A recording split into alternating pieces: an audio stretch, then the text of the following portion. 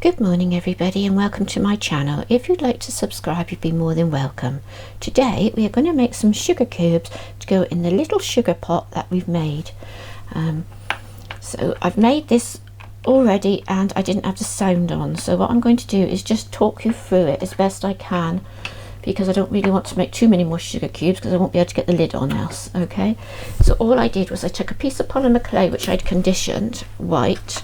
You can use white or you can use translucent, and I got it down to about 1/4 of an inch, and then I took my blade and I cut it into a square. Okay, just like that, and you should be able to get out of a square about that size 16 sugar cubes. Okay, and that was how many fitted in my little pot, but obviously you'd want to work out how many you wanted to fit in yours, and if you're doing it for a Barbie doll or something like that, you'd probably want to make them just slightly smaller. Oh, it's a bit too big there on the end. Let's cut that down a bit. That's more like it. And then I just went that way as well. So it's a really simple little project, just like that. Whip them off, take one of the little cubes, and then I using my tweezers, I took some of this tacky glue and put it on a piece of paper and rode the little cube in the tacky glue. Okay, and then I took some white glitter and I put a piece of paper folded in half onto the table.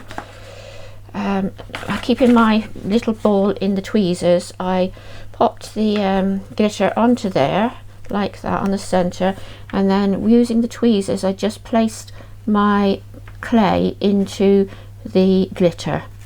Okay, so I got it on it all over. It's quite easy using the tweezers. It was a little bit more difficult because I found what happened. Can you see there where I picked it up? You're able to get a much delicater hold on it using the tweezers. When I picked it up, I found that I squished it a bit.